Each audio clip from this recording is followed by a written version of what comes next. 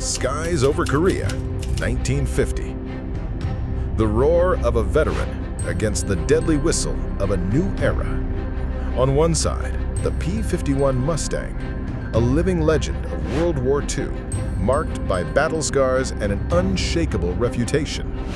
On the other, the MiG-15, the Soviet jet that arrived to change all the rules of the game and redefine the future of aerial combat. What could happen when the past and the future collide?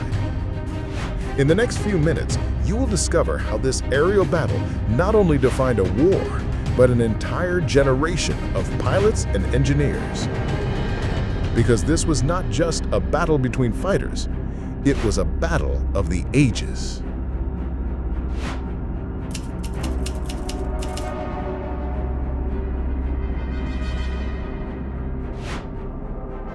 The MiG-15 was not just another war machine, it represented a complete rupture in aeronautical development. Its sudden appearance in the skies of Korea in 1950 symbolized the birth of a new era in which speed, power, and altitude became the new pillars of aerial combat. Until then, hegemony in the air had been disputed by propeller-driven aircraft, but the Soviet jet changed the paradigm irreversibly. The Soviet entry into the Korean conflict, initially discreetly but soon evident in the massive presence of MiGs, had a clear objective: to dispute absolute control of the airspace against the Allied forces. This strategic move opened the door to an unprecedented battle, not only between nations but between technology and human experience. It was a confrontation in which Soviet innovation, driven by German engineering captured after World War II, met the robustness and adaptability of Western aircraft. The jet age was not just a technical change, it was, above all, a change in the mindset of pilots and engineers. The aerial combat tactics of World War II, based on agility and low-speed maneuvering, were quickly redefined. Pilots had to learn to deal with supersonic speeds, with reduced maneuverability at high speeds, and with the need to plan attacks and escapes at a dizzying pace. The future did not hold out for even more propellers, and those who did not evolve in terms of technology and combat doctrine would inevitably fall behind. Korea became the laboratory where this new era was forged, with every duel in the skies.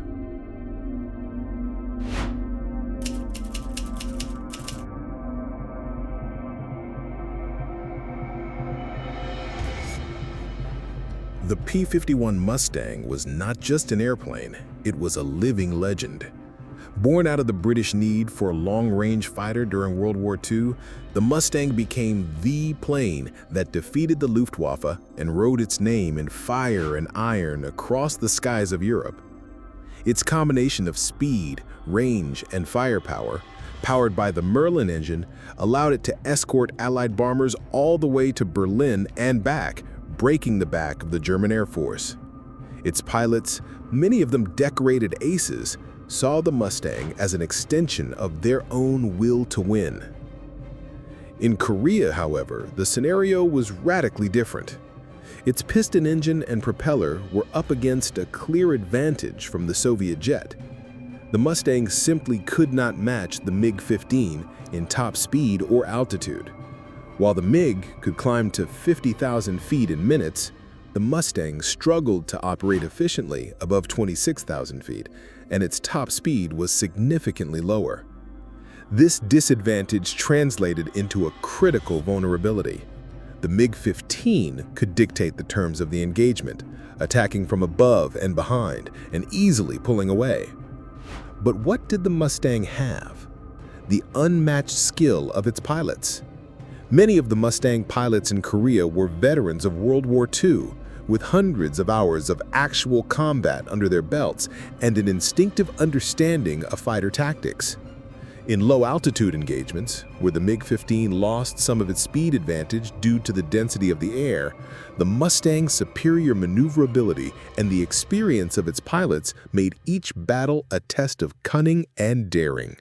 They used hit-and-run tactics, lured the jets to lower altitudes, and relied on their agility and precision targeting. The Mustang, despite being the technological past, was living proof that human skill could still challenge the supremacy of the most advanced machine.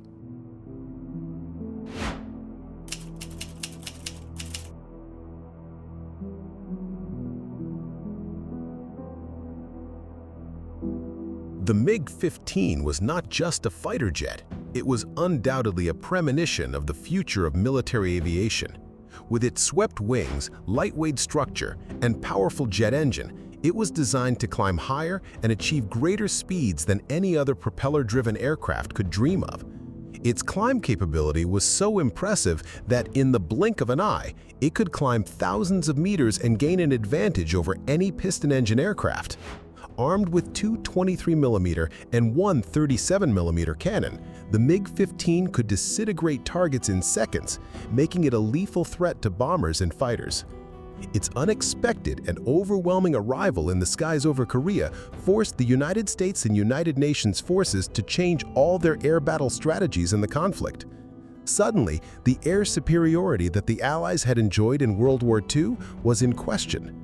Previously invulnerable B-29 bombers became easy targets for the fast MiGs, and Allied propeller-driven fighters such as the P-51 found themselves at a glaring technological disadvantage.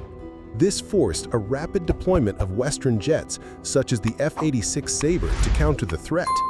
The Soviets, initially hiding behind the guise of Chinese or North Korean volunteers, sent their best aces into the theater of operations.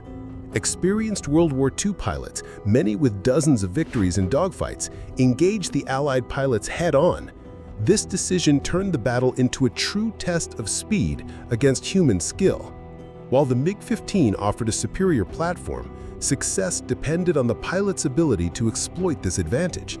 The duels between the MiG-15 and the F-86 Sabre became the epic of MiG Alley, an area in northwest Korea that became the main theater of aerial combat, where the new doctrine of jet combat was written in the fire of confrontation.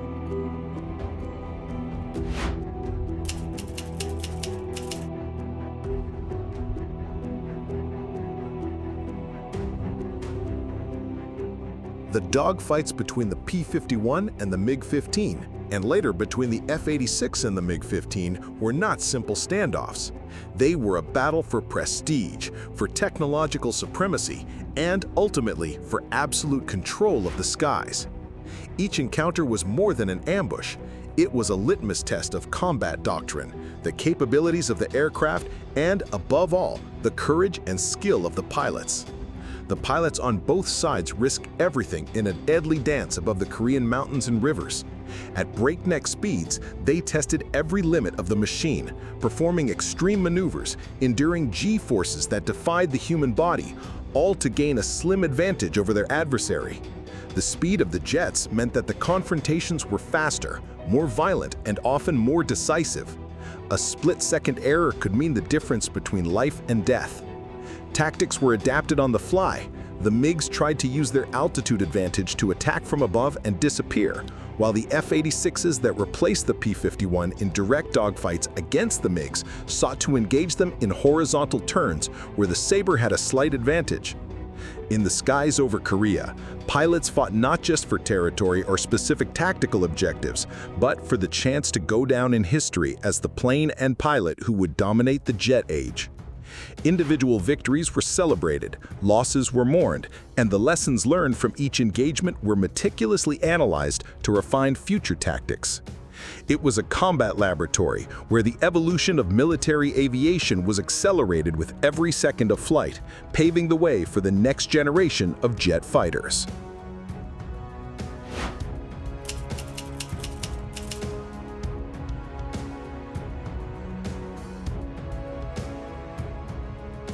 The battle between the P-51, the MiG-15, and by extension the F-86 was not just a battle for a local war, it was fundamentally a battle for a change of era. The skies over Korea became the stage where the glorious past of propeller-driven aviation gave way to the relentless future of jets. This transition was brutal and decisive, forcing a complete rethinking of how aerial warfare would be fought from then on. The dogfights fought during this period not only decided the fate of a divided peninsula, but also opened the door to a new era of speed and technology in global military aviation. Korea demonstrated that air superiority would increasingly depend on technological innovation, research and development in jet propulsion, aerodynamics, and weapons systems. This triggered an aviation arms race that would define the following decades of the Cold War, with each nation seeking to outperform the other in terms of performance and capability. The names Mustang and MiG are no longer mere aircraft designations. They had become icons of a battle for supremacy in the skies. The Mustang, as the last great propeller-driven fighter to shine in a major conflict, and the MiG-15 as the pioneer of jet combat, are living proof of how technological advancement and unwavering human skill have forever shaped the history of aviation. The lesson from Korea was clear. Speed and altitude were the future, and those who failed to adapt would be swept from the skies.